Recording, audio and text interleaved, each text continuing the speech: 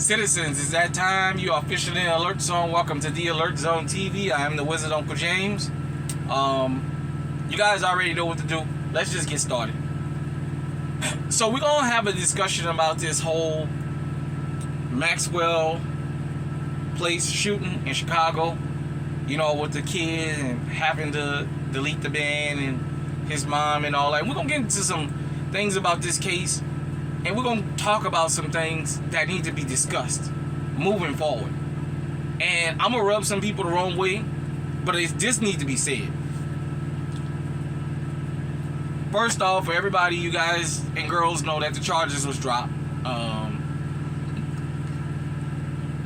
For whatever reason, you know, everybody have their opinion, but as of now, the charges was dropped. That don't mean they can't be retried. That just means the charges was dropped. You know, the mom wants to sue and what have you. I'm going to skip all that. I was going to go into a legal wrangle about that, but I'm not. I'm going to get to some things. First off, ladies, because y'all seem to be the most violators of this. It makes no sense to get a firearm legally because she had a FOI card and she was licensed to carry if you're not going to carry. This makes no sense. Now, when I started this channel, I made it clear. Being on high alert don't just mean having a firearm. It means thinking strategically. It means avoiding being in places where you know a potential for something to happen can happen if you can avoid it. I'll give you an example. You guys know I did a couple videos where I was out in one of the public hunting lands in Albion, Iowa. And I told you guys and girls out there, it's not unusual for me to get accosted at that place. It's not unusual for me to be out there, and if I'm out there an hour, within that time, 7 or 8 different people pull up on me, basically to want to know what the fuck I'm doing out there on public hunting land with a firearm. Now, they don't pull up on other people, but they seem to do it to me.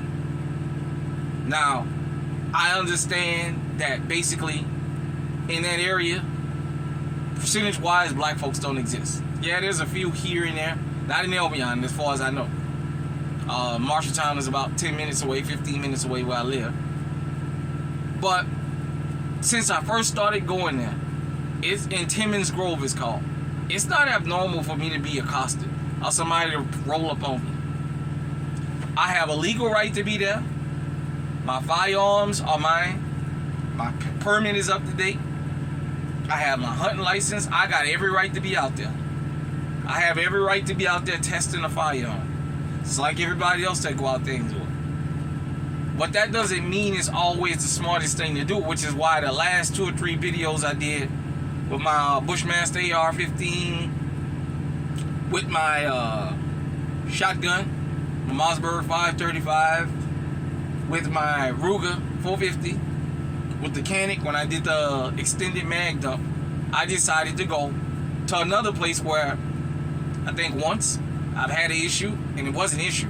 It was just the DNR guy out there that asked just to see my paperwork. That's being on high alert, avoiding situations and avoiding areas where I know something can happen. Shout out to the Crimson Kier, because she did a wonderful breakdown of the mentality behind this. So, it's my understanding that this happened in the Wild Hundreds, I'm not, real familiar with that. If you're in the Chicago area, hit me in the comment section and let me know if I'm right. See, I think she said this supposedly happened somewhere around Halstead and 116 or the 116. Basically, what she was saying was that's not an area you go to at night. And it's known for what happened, that kind of an interaction. So some of y'all might be saying, oh, but we grown, we can do what we want to do. Because you can do what you want to do, is that always the smartest option? I mean, think about this. This lady was legally licensed to carry a firearm that she didn't have on her. She had a fucking dress on with them goddamn nails on her fingers, because I saw her fingers. Do she even have a firearm that she can grab with those nails if she would have had to do what she had to do? When I talk to y'all guys and girls about this, I give y'all real life information that you can translate into the real world, and you can come back here and say, damn, Unc, you was right. Damn, Unc, I never thought about that. That makes a lot of sense. That's why I do what I do. So, she's going into an area. Whether she has the right to be there or not is just beyond. She's going into an area where she knows there's a potential threat. Because for those of you who never lived in the hood, everybody know the best food a lot of the times be in the areas that's the most dangerous. And the best clubs be in those areas. I'll give y'all a quick story and then I'll come back to this. So I'm originally from New Orleans. For those of y'all who don't know, I'm 43 years old. I'll be 44 in August if I live to see it. We used to have a club in New Orleans called Club Rumors. It's on St. Claude Avenue. Rumors at one time was the best thing going in New Orleans. I was a young teen when Rumors was the place to go. I can remember, now I can talk about it, back then, sneaking in there a couple times and paying a little bit extra at the door to get in there. The whole thing was I was with some older dudes and they made it clear. If you go in here, you can't leave out because we can't have you coming in and out. Rumors was the best place to go, but Rumors had another side to it. Everybody knew you was taking a chance on your life going into Rumors. There's a possibility you can get in a fight there because it's crowded, people stepping on people's foot, and you know a lot of people don't go for that. You just messed up my $100 tennis shoes. Fights inside. There's been so many shootings out. It was nothing the next day to find somebody dead on a track back there, on a train track that ran by Club Rumors. That was normal to find dead bodies around Club Rumors. It was normal for people to get shot and drive to Charity Hospital from being around Club Rumors. So everybody knew that, and that's a chance everybody was willing to take. The night I graduated high school, I went in there. Wasn't in there 45 minutes. I stepped on a dude's shoe. We almost got in a fight, and it almost became a big thing. We had the same $70 pair of Reebok Soldiers on, and I stepped on his foot. He started acting a fool, and you know, I'm 17 years old. I'm a young whippersnapper. I'm about it. Cooler heads prevail, and we just let it go.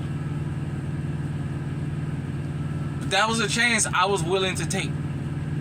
I couldn't get angry when I left because I knew the potential of that happening was there, and I took my ass in there anyway. Now back to this incident. That lady knows that that time of night, that particular place, is not the best place to go because, as like I said, the Crips and Kier said, and I read the comment section, that's not the best place to be, especially at nighttime. That's why they call it the Wild Hundreds. She went in there not dressed for combat. She went in there with a fucking dress on, with them goddamn claws on her fingers, in a place she knew something could potentially happen, and she took a child with her. Let me explain something to you. There are certain places I know not to go with my children, especially at night, just because I could be putting them in harm's way. Give y'all another instance. So probably maybe 2018, 2017, something like that. I went to Mardi Gras. This was before the pandemic. And before I went in for the night, the first night we got there, I went to the Mardi Gras truck stop. It's not too far from where my mom lived. Right there on Elysian Fields in the interstate right there. Right on I-10 and Elysian Fields. You come down at the bottom of the bridge, it's the Mardi Gras truck stop, and next to it is that Lowe's there now. I knew better than to go there. But because I wanted to get some snacks for the kids before we go in, I decided to go there. Pulled up. My mama was sitting in the truck. I got out with the kids. I had the pistol under my shirt because I'm in New Orleans, so I already know. No sooner than they walk in the store, I turn around, this dude goes up to my mom while she's sitting in the car and almost leans over her to see what's in there. But I'm standing at the door of the store and I don't go in there and I ask him, hey, is there anything in there worth dying for? This dude staying out there, drinking a beer, you know how they big and all that other craziness. He looked at me and I asked him again, is there anything in that truck worth dying for? He tells me no, and he hurry up and walks off because now he knows I'm ready for it. A couple of children see it, so we get what we get and we go home, and then I apologize to them. And I thought about it. I put them in harm's way going there. Even though it was only like 7:30 at night. It wasn't real late. But I know that ain't the best place to go to. And I went there anyway. That's putting them in harm's way. If something would have happened to one of them or my mom, that would have been on me. Because I put them in harm's way. This is why I share my experiences with y'all. Because I don't want it to happen to y'all. And just that quick. An innocent little stop. Just going in there to get them a couple snacks so we can go into the house. Because we're going to stay in for the night. We've been on the road all day. Going from Iowa to New Orleans. And somebody could have lost their life. I could have lost my freedom. Multiple people could have lost their life. Who know how that would have turned out?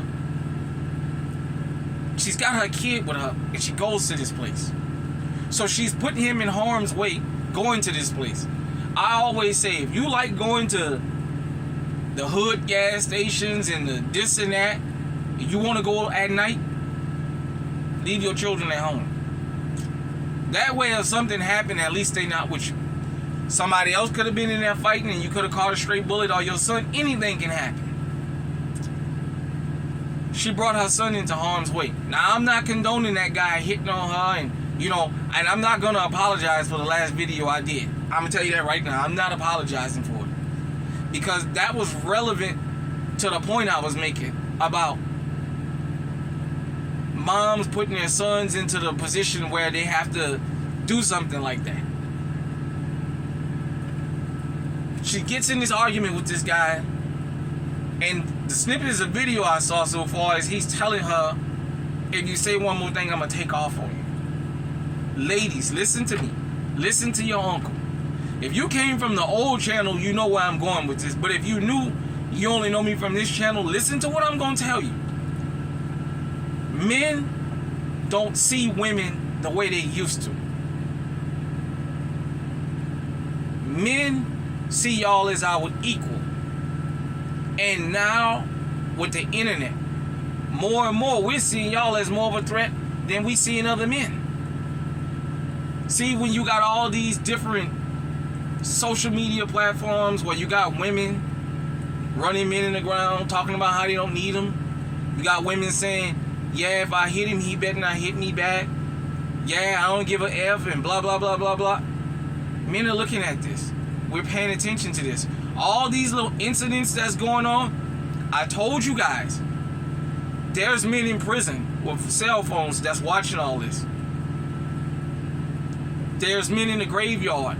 Since a lot of people do this when they do something good and say, oh, he or she up there looking down on me. There's men up there looking down saying, damn, I'm up here because of the same situation with that little boy. I lost my life defending my mom because she put me in a position where I had to defend her. Sometimes you have to just learn to understand. If you want to be in a dangerous situation, don't drag somebody else to that. You don't take a child somewhere where you know there's a potential. You know there's a 90% potential of something happening. Now, with the last 10, 15 years with all these public shootings, that is different. But going into places you know this is where you don't go, unless you possibly want to look for trouble, you don't do that. She's a licensed firearm carrier. And her negligence of being one caused her son to have to do that. See, I don't think I would even have anything to say about this if she had it on her and took care of business herself. Her son is going to have one of two emotions. Either that little boy is going to be haunted for the rest of his life because he's going to always look on his shoulder, or that little boy is going to develop a taste for blood and he's going to want to do it again. I know that may not be realistic to some people, but you go back to a lot of these serial killers, a lot of these dudes that street dudes, and what do they tell you? After I did it the first time, it became normal. I got the urge to want to do it again.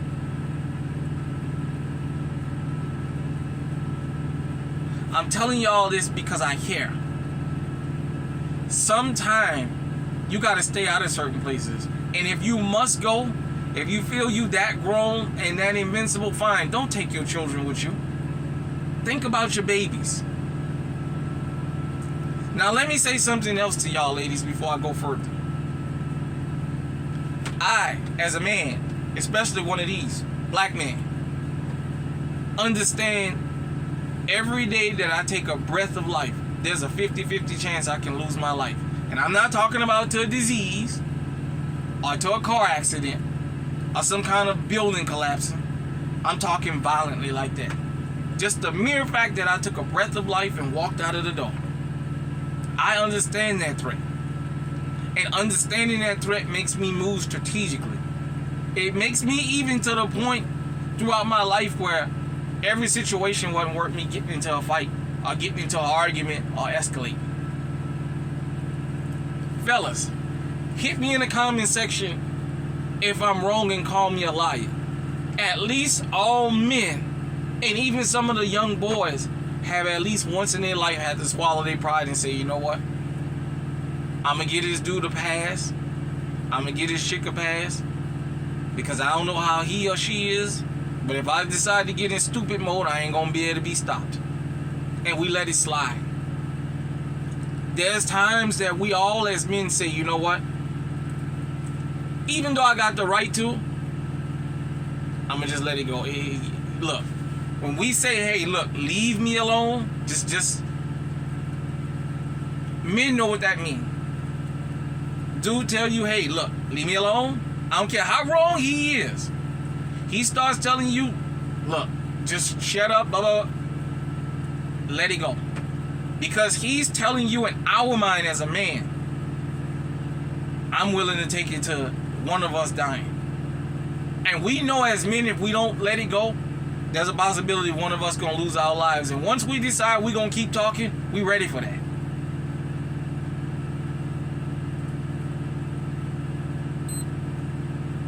Ladies, that ship of men defending y'all out in public has sailed.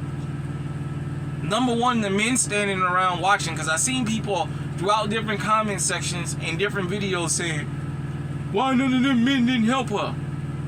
The internet. We watch y'all. Remember, the world just watched what Dominique Jones just did. The world watched that. Men of all different nationalities saw that. What you think men don't see what's going on out here?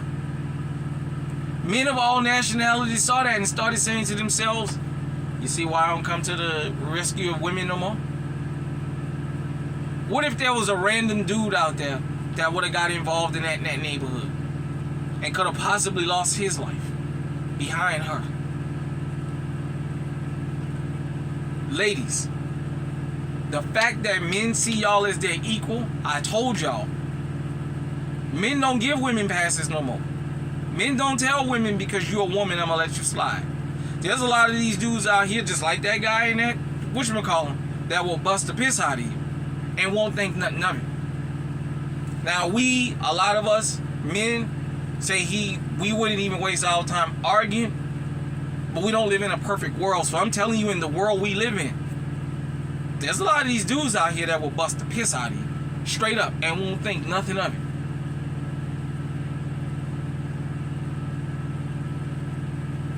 Another precedent that this case has set, because I've been in comment sections on not just in the Second Amendment, but just different genres When people talked about this particular case, and I've read the comment sections, that has opened up a box. Let me tell you what box that opened up. Now, men have a template to say, if a woman hit me now, I should be allowed to use deadly force. A week after this shooting happened, for those of you who I heard about it, I didn't see it, the BET Awards, this JT hit Lil Uzi Vert multiple times, threw the phone at him. He picked it up and she hit him with it again. She threw a fit, and she's got people defending her. Now, what if he would have hit her back? Everybody would have said he was wrong. Chris Brown is still paying for the fact that Rihanna went upside of his head and he defended himself. Almost 15 years ago, 14, 15 years ago. He's still paying for that. Men are looking at this, and now men are going to be able to use this and say, hey, wait a minute.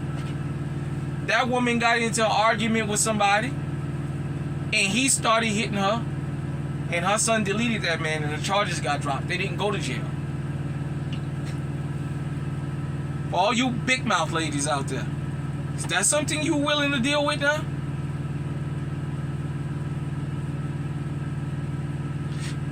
Because this narrative that somehow men are so dangerous and aggressive and what have you, I can't tell.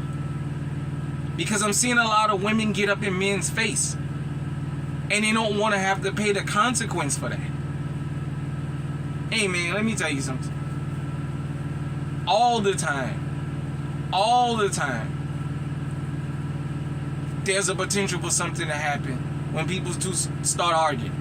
The next logical step from an argument is a fight, or the guns or the knives come out. Sometimes you gotta let it go, man. I don't see nobody here on YouTube, Second Amendment media, that advocates being an aggressor. What do we all tell y'all in unison? No matter what racial, ethnic makeup of the YouTuber or the gun tuber is, what do we all tell y'all? Hey man, if you can avoid these situations, just go the other way.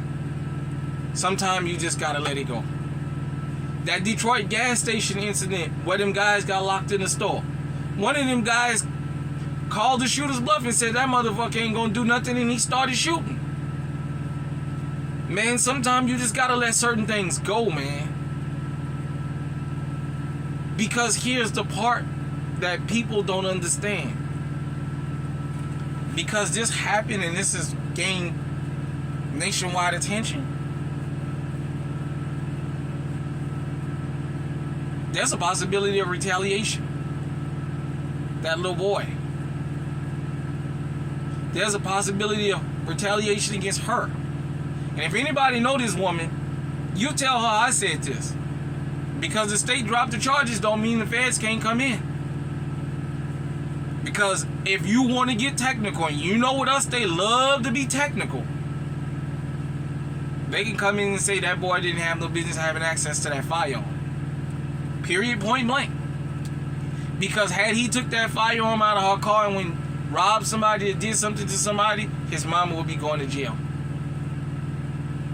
Because this is in public. This is not their house.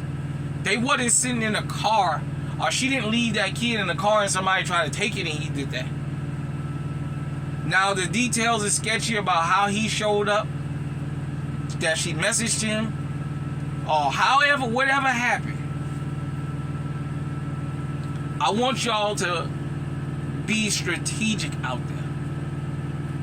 Sometimes just let it go, man. It ain't worth it. Especially in a place where you know something gonna happen. It got to a point when I was home in New Orleans that certain gas stations I stopped going to day and night just to keep the peace. And I had a pistol up under my shirt and had one laying on the back seat or in the trunk. I just didn't feel like it was worth going look for trouble.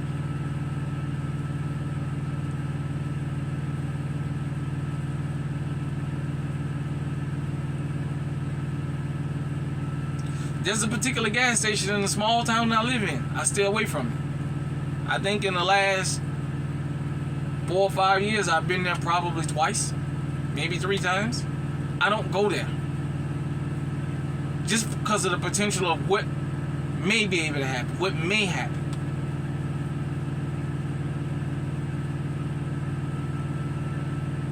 Sometimes you gotta live and let live. You can't expect to go into a place where you know you're 90% gonna encounter something and then get angry when something happens. You know, when I was living in the Florida Project in New Orleans, and I used to go to the store on Law and Congress, that corner store right there, across the street from the project. It got to the point I just stopped going in there. Because it was never happened. It never failed.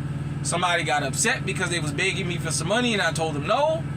And they started talking stupid. I had a couple people call themselves squaring up to me, and once they seen I wasn't going to take their fucking shit, they let me alone. But the point is, I just stopped going in there just to avoid trouble. I don't go out looking for trouble. I don't preach that you go out looking for trouble. But I do want you to understand something. If you like going where everybody congregates, that's fine. Just be willing to take what comes with it. But don't take your children. You don't get up and go in New Orleans at 11 o'clock at night on Martin Luther King and Claiborne with your damn children and go in the damn gas station. You don't do that. Well, you didn't do that. I'm not sure what it is now because I haven't been home in about 2 or 3 years. So I haven't been home since the pandemic hit. So I'll be going home here pretty soon. But back in the day, you don't do that. At midnight, right down Martin Luther King and Claiborne, you don't take your children to that damn churches at no fucking midnight. All kinds of fucking characters be around there.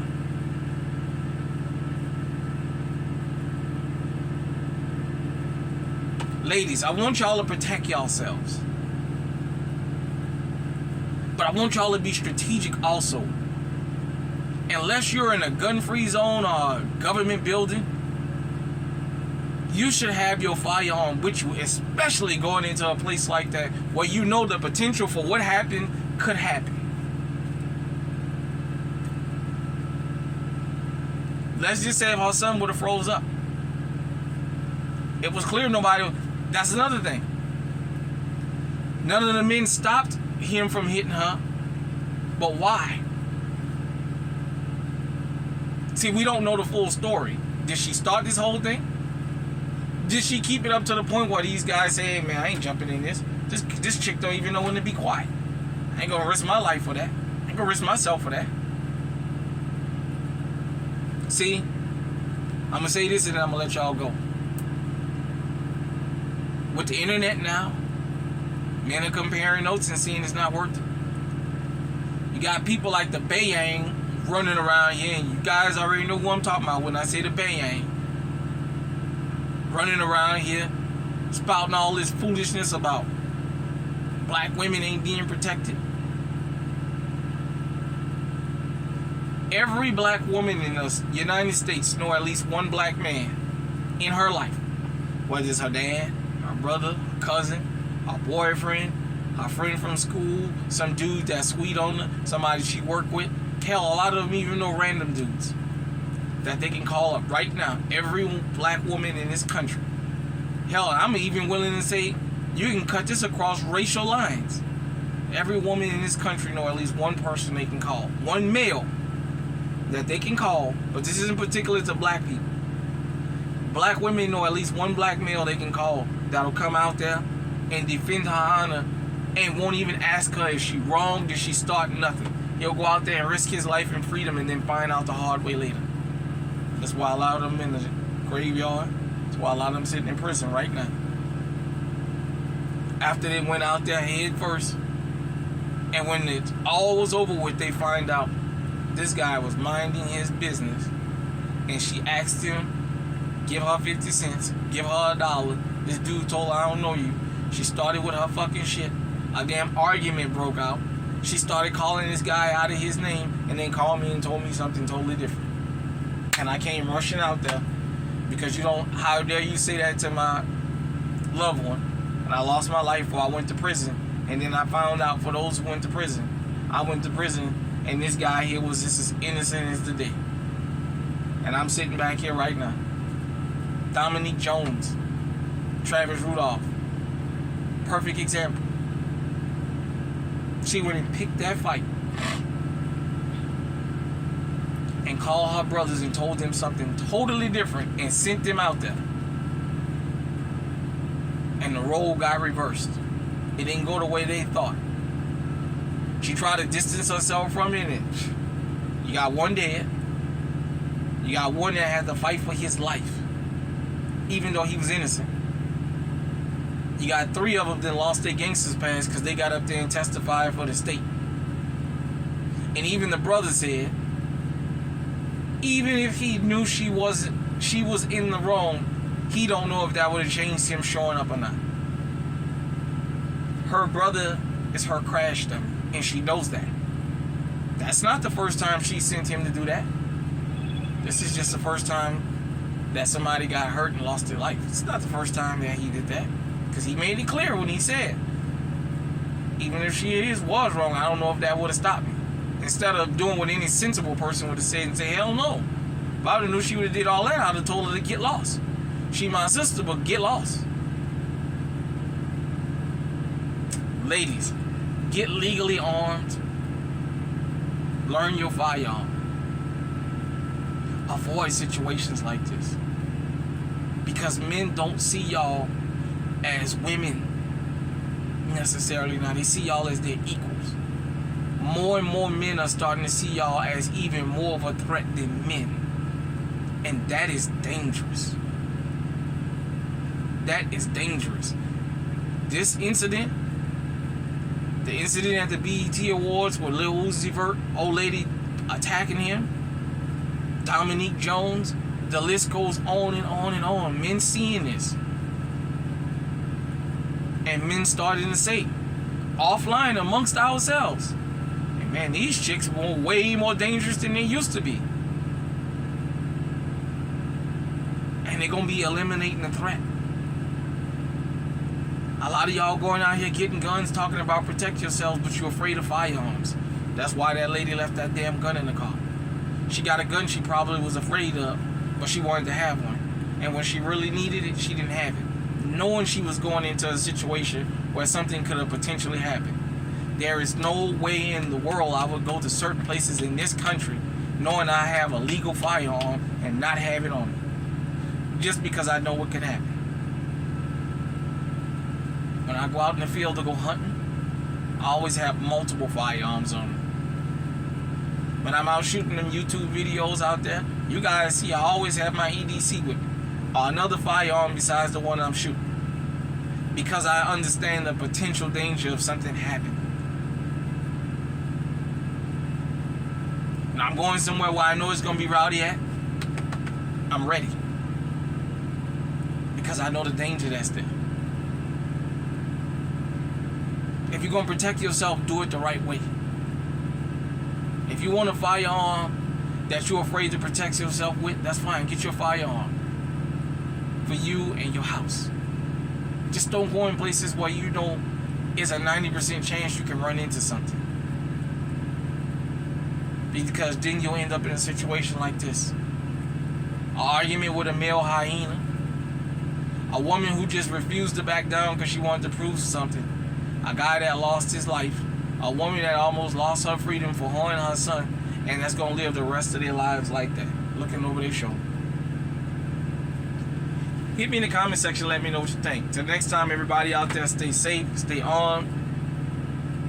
Stay on high alert.